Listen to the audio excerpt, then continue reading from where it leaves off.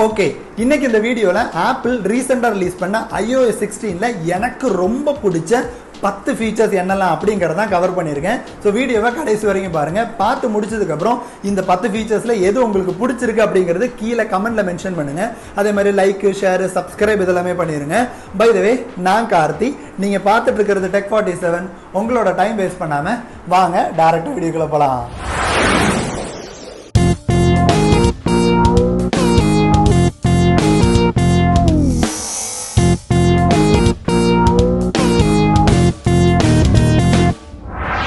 First iOS 16 எந்தெந்த device எல்லாம் support ஆகும் அப்படின்னு பார்க்கலாம்.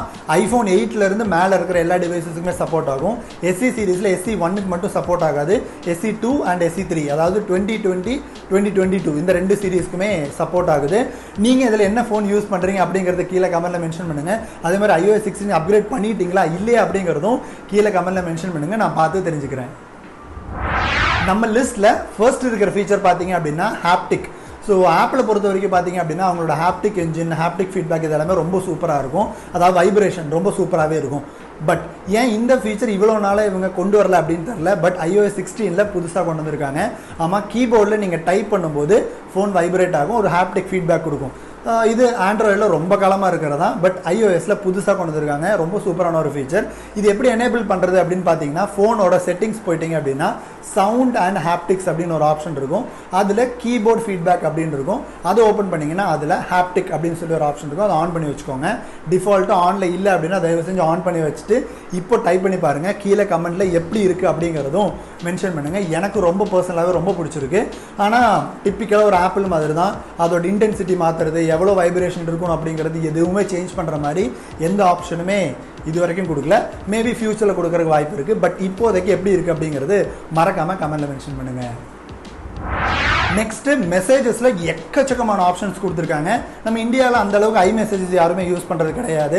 iMessage யூஸ் பண்ணீங்க அப்படின்னா கண்டிப்பாக அதில் எடிட் பண்ணுறதுக்கான ஆப்ஷன் கொடுத்துருக்காங்க, டிலீட் பண்ணுறதுக்கான ஆப்ஷன் கொடுத்துருக்காங்க. பட் நார்மல் மெசேஜை பொறுத்த வரைக்கும் பார்த்தீங்க அப்படின்னா எனக்கு ஒரு ஃபீச்சர் ரொம்ப பிடிச்சிருந்துச்சு. இன்கேஸ் நீங்கள் ஆக்சிடென்ட்டாக ஒரே ஒரு மெசேஜை டிலீட் பண்ணிட்டீங்க, இல்லை நிறைய மெசேஜை டிலீட் பண்ணிட்டீங்க அப்படின்னா அது உங்களுக்கு ரெக்கவர் பண்ணுறதுக்கு 30 நாள் டைம் இருக்குது. அதாவது மெசேஜஸ்லேயே போனீங்க அப்படின்னா கீழே ரீசென்ட்லி டிலீட்டட் அப்படின்னு சொல்லி ஒரு ஆப்ஷன் இருக்குது. அதை கிளிக் பண்ணிங்கன்னா நீங்கள் லாஸ்ட்டாக டிலீட் பண்ண மெசேஜஸ் 30 நாளைக்கு அதுலேயே இருக்கும். வேணும்னா நீங்கள் ரெக்கவர் பண்ணிக்கலாம். இல்லை உங்களுக்கு பெர்மனெண்ட்டாக டிலீட் பண்ணணும் அப்படின்னு நினச்சிங்கன்னா அதுவும் பண்ணிக்க முடியும். ஒரு நல்ல ஃபீச்சர். இதுவும் இப்போ iOS 16ல ஆட் பண்ணியிருக்காங்க. இந்த ஒரு ஃபீச்சர் தான் எனக்கு ரொம்ப ரொம்ப பிடிச்சிருந்துச்சு. iOS 16 ரிலீஸ் பண்ணும்போதுல இருந்தே, டெவலப்பர் பீட்டால இருந்தே நான் இப்போ வரைக்குமே இதை யூஸ் பண்ணிட்டு இருக்கேன். எனக்கு ரொம்ப ரொம்ப பிடிச்ச ஃபீச்சர். அதாவது ஒரு ஃபோட்டோவில் இருந்து ஒரு ஆப்ஜெக்டை மட்டும் அப்படியே தனியாக எடுக்கிறது. அதாவது பேக்ரவுண்டை ரிமூவ் பண்ணிட்டு அந்த ஆப்ஜெக்டை மட்டும் தனியாக எடுக்கிற ஆப்ஷன். இதுக்கு பெருசாக நீங்கள் எடிட்டிங் இதெல்லாம் எதுவுமே பண்ண வேணாம். ரொம்ப சிம்பிள். நான் இப்போ ஒரு ஃபோட்டோ ஓப்பன் பண்ணிட்டேன். எந்த ஆப்ஜெக்டை உங்களுக்கு ரிமூவ் பண்ணிப்பேன், என்னோட அந்த ஃபேஸை நான் ரிமூவ் பண்ணணும் அப்படின்னு நினச்சேன்னா அதை மட்டும் கிளிக் பண்ணி ஹோல்ட் பண்ணேன் அப்படின்னா அதை மட்டும் அப்படி செலக்ட் ஆயிரும். ஒரு அனிமேஷன் உங்களுக்கு தெரியுதுங்களா? ஸோ இது என்ன அப்படின்னா அந்த பார்ட் மட்டும் செலக்ட் ஆயிருக்கு அப்படின்னு அர்த்தம். மேலே உங்களுக்கு 2 ஆப்ஷன் கொடுத்துருப்பாங்க, காப்பி அண்ட் ஷேர். நீங்கள் காப்பி கிளிக் பண்ணிட்டு வாட்ஸ்அப்பில் ஷேர் பண்ணோம் அப்படின்னா அதை கிளிக் பண்ணிட்டு நேராக போய் பேஸ்ட் பண்ணீங்க அப்படின்னா சிம்பிளாக உங்களுக்கு பேக்ரவுண்ட் இல்லாமல் அந்த சப்ஜெக்ட் மட்டும் தனியாக உங்களுக்கு வந்துடும். இந்த ஃபீச்சர் ரொம்ப சூப்பராக ஒர்க் ஆகுது. வேணும்னா செக் பண்ணி பாருங்கள். ஃபோட்டோஸில் தான் வேறு எதுவுமே நீங்கள் சேஞ்ச் பண்ண வேணாம். ஜஸ்ட் கிளிக் பண்ணி ஹோல்ட் பண்ணிங்கன்னா உங்களுக்கு பண்ணிக்க முடியும். இன்கேஸ் நீங்கள் iMessage யூஸ் பண்ணீங்க அப்படின்னா இதை அப்படியே கிளிக் பண்ணி ஹோல்ட் பண்ணி ட்ராக் பண்ணியே டேரெக்டாக கொண்டு போய் உங்களுக்கு மெசேஜ் அனுப்பிக்க முடியும். பட் வாட்ஸ்அப்பில் ஒர்க் ஆகலை. காப்பி பேஸ்ட் பண்ணிக்கோங்க. சூப்பராக ஒர்க் ஆகுது. அடுத்த ஃபீச்சர் என்ன அப்படின்னு பார்க்கலாம்.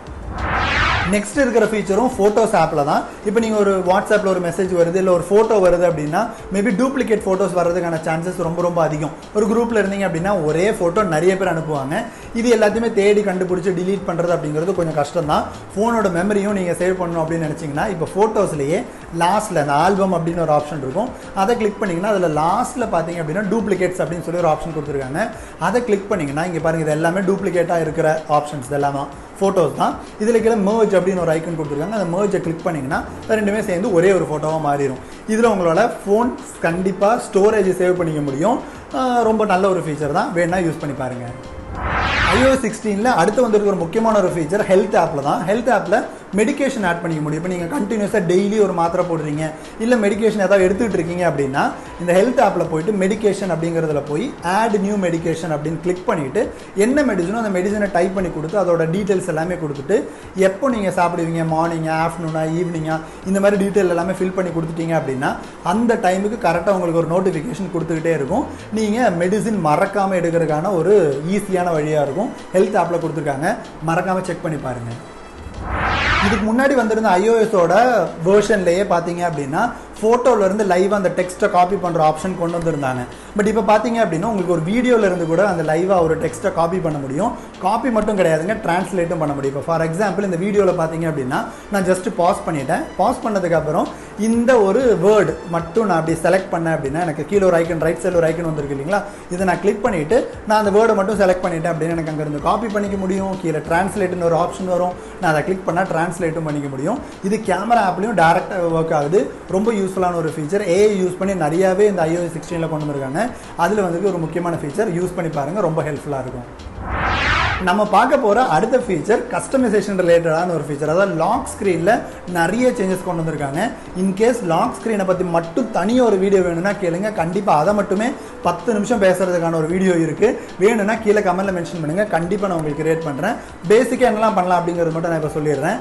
ஒரு லாக் ஸ்க்ரீனில் உங்களுக்கு விட்ஜெட்ஸ் ஆட் பண்ண முடியும், அதே மாதிரி டெப்த் எஃபெக்ட் ஆட் பண்ண முடியும். இப்போ என்னோட ஃபோட்டோ பார்த்தீங்க அப்படின்னா என்னோட லாக் ஸ்க்ரீன் இப்படி தான் இருக்குது. என்னோட ஃபேஸ் இருக்கும், பின்னாடி பேக்ரவுண்ட் இருக்கும், இதுக்கு ரெண்டுக்கும் நடுவில் இந்த கிளாக் வர்ற மாதிரி இருக்கும்.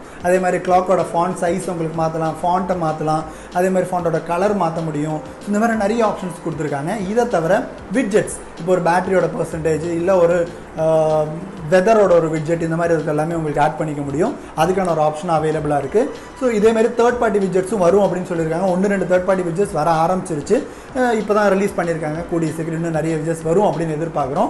ஸோ இந்த மாதிரி விட்ஜெட்ஸும் ஆட் பண்ணுற மாதிரி, கஸ்டமைஸ் பண்ணுற மாதிரி ஒரு லாக் ஸ்க்ரீன் இதில் கொடுத்துருக்காங்க.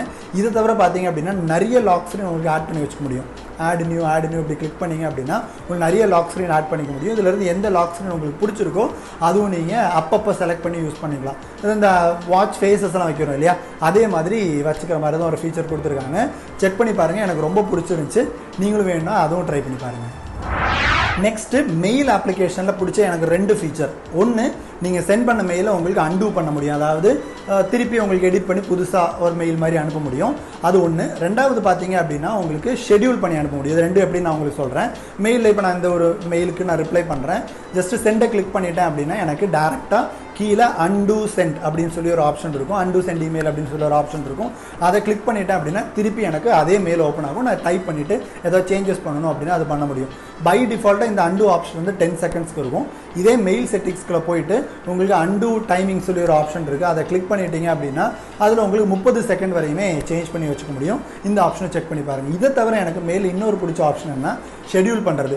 இப்போ 12 மணிக்கு ஒரு மெயில் அனுப்பணும், 1 மணிக்கு ஒரு மெயில் அனுப்பணும், 3 மணிக்கு அனுப்பணும். இந்த மாதிரி ஒரு ஸ்பெசிஃபிக்காக ஒரு டைமை செலக்ட் பண்ணி உங்களுக்கு மெயில் சென்ட் பண்ணிக்கலாம். மெயில் எல்லாமே டைப் பண்ணி வச்சுட்டு அந்த சென்ட் ஐக்கனை கிளிக் பண்ணி ஹோல்ட் பண்ணிங்க அப்படின்னா உங்களுக்கு நிறைய ஆப்ஷன்ஸ் வரும். இதில் ஏதாவது ஒரு டைமும் அதில் காட்டியிருப்பாங்க. இல்லை கஸ்டமாக உங்களுக்கு ஒரு டைம் செலக்ட் பண்ணணும் அப்படின்னா அந்த டைமையும் உங்களுக்கு செலக்ட் பண்ணிவிட்டு அந்த டைமும் ஆட்டோமேட்டிக்காக ஆப்பிள் மெயிலே சென்ட் பண்ணிடும். அதுக்கான ஆப்ஷன் அவைலபிளாக இருக்குது. செக் பண்ணி பாருங்கள், ரொம்ப ரொம்ப யூஸ்ஃபுல்லாக இருக்கும். iOS 16 நெக்ஸ்ட் கொண்டு வந்திருக்கிற ஃபீச்சர் பேட்டரி பர்சன்டேஜ் தான். ஸோ இப்போ பார்த்தீங்கன்னா ஒரு நாச் இருக்கிற ஃபோன் வச்சுருந்தீங்க அப்படின்னா உங்களுக்கு பேட்டரி பர்சன்டேஜ் டேரெக்டாக தெரியாது.